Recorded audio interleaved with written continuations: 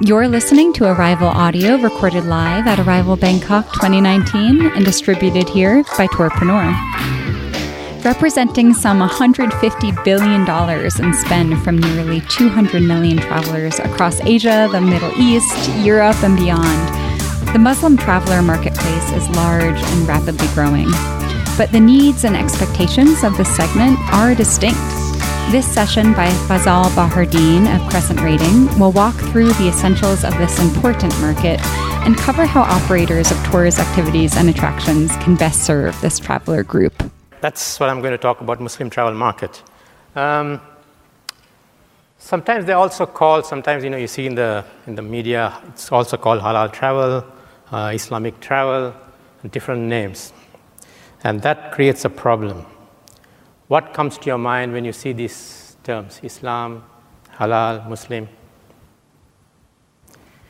I'm sure this comes to your mind, obviously.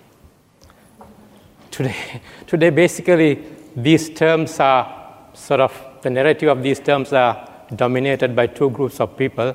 You have on one side these sort of lunatics, and you have this industry on the other side. And that creates a problem for businesses, right? So you sort of see, look, should I really want to look at this segment? So many issues, so many things going on. But the reality is, there are about 1.8 billion people last year, on the last count. That's about 24% of the world's population. By 2030, there'll be 2.2 billion. That's about 27% of the world's population. And if that's not enough, especially for the travel industry, more than 50% of them are under the age of 30, according to Pew Research. So if you're looking for the next millennial market, that's where they are. And since we are sitting in Bangkok, 1.3 billion of them are in Asia, about 4-5 hours flight from Bangkok, possibly. When it comes to travel, our projections are by 2026, they'll spend about $300 billion in travel expenditure.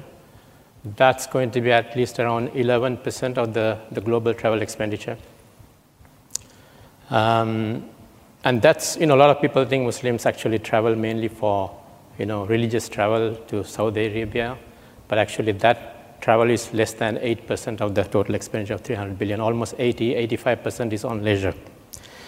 And as I said, there are a younger population. Almost one-third of that expenditure actually will come from the younger population. That's the projection that we made for 2026. Actually, there's a report that we published on the Muslim millennial travelers a couple of years ago with these numbers. What are their travel? So I'm going to talk a little bit about their travel, some of the things that you need to take care of when they travel and in the catering to them. So what are their motivations and inspirations? Have you seen this sometimes in the papers? So sort of you see them in tweets and some articles as if, Muslims are coming, they're going to invade your beaches, they're going to spray all the time in your beaches, be careful. In reality, they're just another segment like anybody else, right? They are coming to explore like anybody else, your culture, your food, experiences.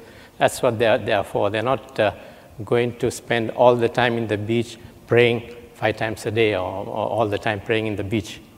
But that's what some of those headlines try to create a fear factor.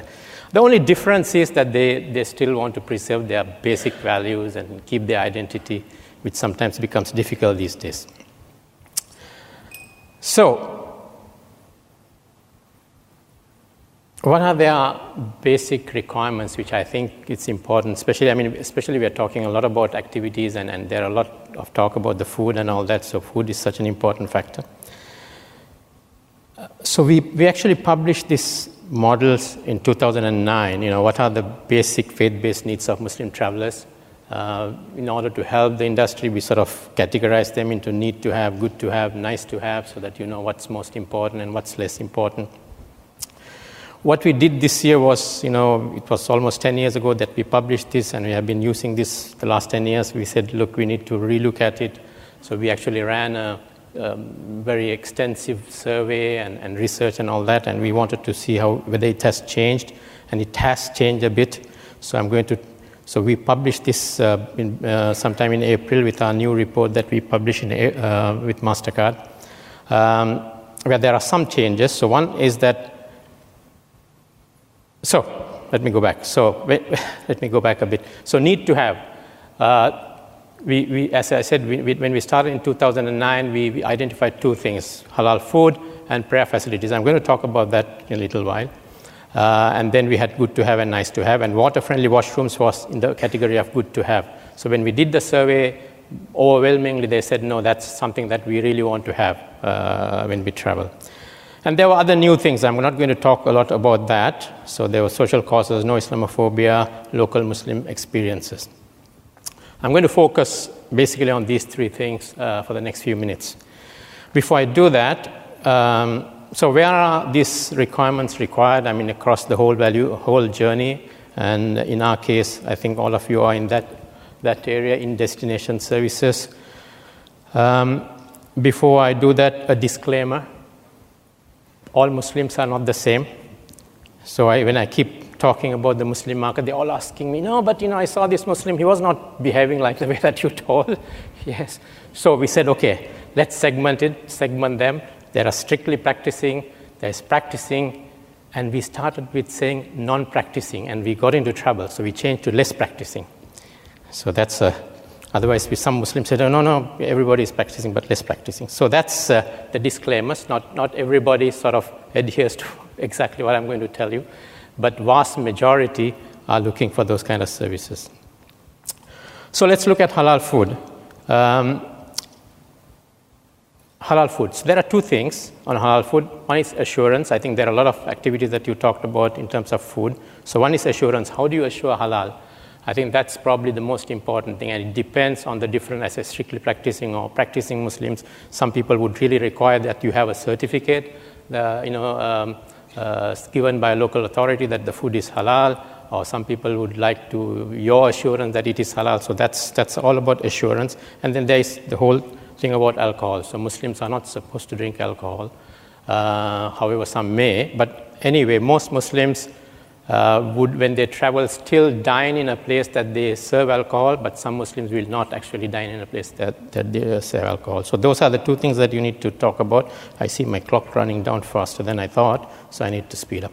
The second thing is prayer facilities. So prayer facilities, two things you probably need to look at. Private space. Muslims don't need private space to pray. They can pray anywhere you want, but these days when you pray in a public place, the next thing you might know is security tapping on your shoulder saying what you're doing. So you have to be careful. So we prefer to pray in private these days. And the second thing is about ablution. So Muslims need to take ablution before they pray, which requires water-friendly washrooms. And there's one thing that Muslims do before they pray. As I said, they wash face and all that, but they also need to wash their feet. So if you don't have a foot washing thing, Muslims are supposed to be gymnasts. Then you have to put your feet on top of a sink to wash your feet, which is not very convenient. So if you really want to take care of that, you need to have something like this. And of course, Muslims also use water when they go to the toilet. So if you see in Asia, and even in this hotel, you see these kind of fittings in the washroom, in the toilets. So my last chart. So I think one is to provide those services if you really want to cater to the Muslim market, in the experiences that you're developing. But most importantly, I think that's what's lacking. I think most importantly is that it needs to be visible during the discovery and booking phase. You can have all the nice services and facilities in your activities and all that, but if it's not discoverable, it's not available to be seen in the discovery and booking phase, they won't know. So I think it's important that you make somehow visible in the booking phase. And also Muslims do actually, more than others, if they see some Muslim-friendly service or facility, they do share with others. So try and incentivize them to share with others whatever you're providing. I think that brings me to my last chart. Thank you very much. Fazal, one question before you exit the stage. So you talked about not all Muslim travelers are the same. So I'm also going to assume that all Muslims around the world are not the same. So we have the markets in the Middle East, obviously, especially in Southeast Asia with Malaysia and Indonesia, of course, South Asia. And then we have enormous Muslim populations in North America and Europe.